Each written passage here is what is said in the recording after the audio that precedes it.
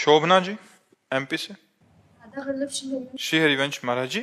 महाराज जी, मुझे इसी जन्म में भगवत प्राप्ति करनी है, पर पता नहीं कैसे। विरक्त या विरक्त मार्ग बहुत कठिन सा जान पड़ता हाँ है। देखो, ग्रस्त में जाए तो डर विरक्त लगता या है। गृहस्थ दोनों भगवान के लाडले पुत्र हैं। दोनों का अधिकार है भगवान प्राप्ति करना।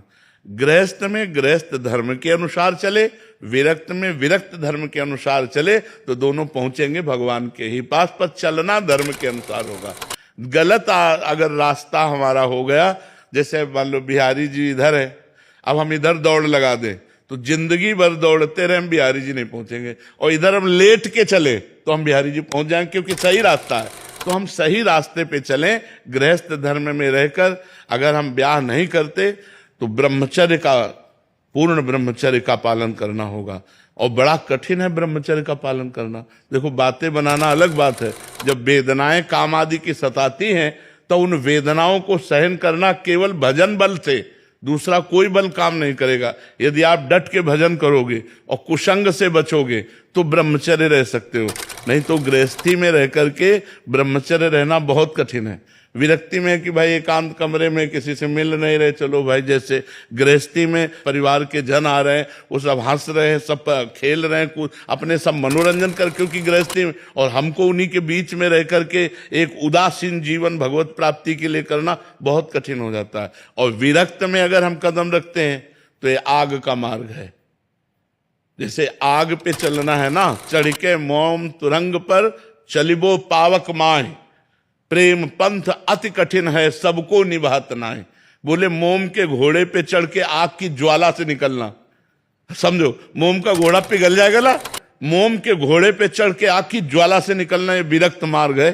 कोई बिरला ही इसे पार कर पाता है, नहीं तो गिर जाता है। कोई कंचन में, कोई कामिनी में, कोई कीर्ति में फंस जाता है। भगवत प्राप्ति तक तो पहुंचना बड़ा कठिन होता है। तो हम धन्यवाद देते हैं कि आप भगवत प्राप्ति करना चाहते हैं, पर कहीं जाइएगा मत, अपने घर में रहिए, अपने परिवार में सुरक्षित रह करके सद्वृत्ति के द्वारा भगवान का भजन करिए और भगवत प्राप्ति करिए।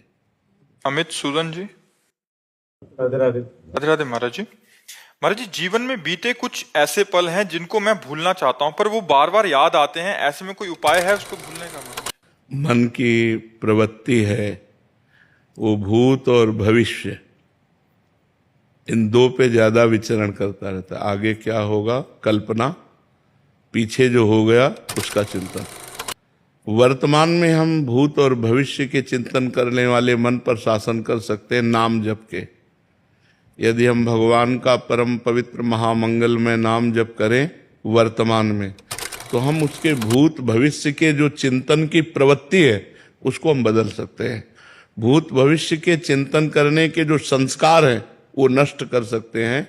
वर्तमान में मंगल भवन अमंगलहारी, जो उमा सहित जय जपत पुरारी, जिनका नाम भगवान उमापति भी जपते हैं, उन्हीं भगवान का नाम यदि हम वर्तमान में जपें, जैसे हमारा ये सेकंड वर्तमान का राधा राधा राधा, तो मन भूत भविष्य के चिंतन को जो फेंकेगा वो डिलीट होता चला जाएगा, वो हम पर कोई प्रभाव नहीं पड़ेगा।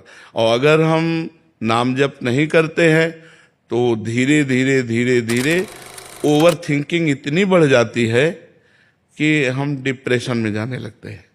ये जो आज डिप्रेशन की बीमारी है ना, उसका कारण है ओवर थिंकिंग, व्यर्थ का चिंतन, अधिक चिंतन।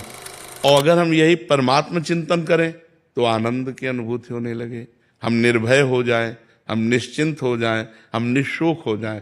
हम चिंतन करते हैं लेकिन गलत, कल्पनात्मक चिंतन, भयावह चिंतन, निगेटिव चिंतन। हम सकारात्मक चिंतन क्यों नहीं करते? क्योंकि पाप का दंड भुगाने के लिए हमारे साथ ऐसा बर्ताव किया जा रहा है। अगर हम नाम जप के द्वारा पाप नष्ट कर दें तो हमारी सोच सकारात्मक हो जाए, भागवतिक हो जाए। जैसे आगे पता नहीं ऐसा ना हो जाए, तो ऐसा हो जाएगा तो भगवान है ना वो संभाल देंगे। सकारात्मक सोच आ जाएगी जब हम भगवान से जुड़ जाएंगे। यार अब कौन बचाएगा? भगवान बचाएंगे।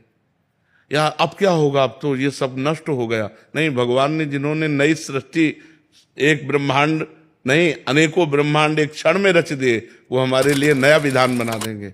भगवान पर भरोसा है सब ठीक हो जाता है। तो हमें लगता है वर्तमान के समय में यदि हम भगवान नाम जप करें और भगवान का भरोसा रखें तो हमारा जीवन अच्छा हो जाएगा। निगेटिव चिंतन से हम बच जाएंगे और भूत भविष्य की कल्पनाओं से बच जाएंगे। जो भूत में हुआ उसका सोचना, जो भविष्य में होगा उसका सोचना, दोनों व्यर्थ हैं, क्योंकि भूत में जो हुआ वो तो गया। अब भविष्य में जो होना है हमें पता नहीं है। हमें बहुत सावधान हो करके भगवान नाम जप करते हुए वर्तमान को सुधारना है। जी। डॉक्टर शिवाली अवस्थी जी। राधे राधे महाराज जी। महाराज जी, हम पति पत्नी भारतीय नौसेना में डॉक्टर हैं महाराज जी। महाराज जी, सब अच्छे से कार्य कर रहे हैं महाराज जी। महाराज जी, एक पूछना चाह रहे हैं कि हर बार गर्भ जब आता है तो गर्भपात हो जाता है महाराज जी, ठहर नहीं पाता, तो महाराज जी पूर्व जन्म के प्रारब्ध हैं या कोई कहता है भगवान की इच्छा है महाराज जी? नहीं, भगवान की इच्छा से पूरी सृष्टि रची गई है, केवल एक गर्भ की नहीं बात है। भगवान ने एक ही इच्छा केवल की है, एको हम बहुश्यामा, मैं एक बहुत रूपों में हो जाऊं। इसके बाद हमारी इच्छा लागू हो गई, वही हमारा पतन कराती है, वही हमें सुख देती है, वही हमें दुख देती है। अच्छे कर्म वाली इच्छा सुख देती है, बुरे कर्म वाली इच्छा दुख देती है। ये पूर्व का विधान है। जैसे मान लो आपका तो गर्भ स्रवित हो जाता है, गर्भ टिकता नहीं है, लेकिन गंगा मैया का तो गर्भ से प्रकट हुए बालकों को गंगा में फेंक देना पूर्व विधान। जानते हैं कि ये अष्टवसु हैं, इनमें सबको हमें मुक्त करना है, तो जहां प्रकट होते तो गंगा में फेंक देती जाके। 8वें वसु जो भीष्म जी के रूप में विराजमान है, उस समय महाराज शांतनु ने कहा तू कौन है?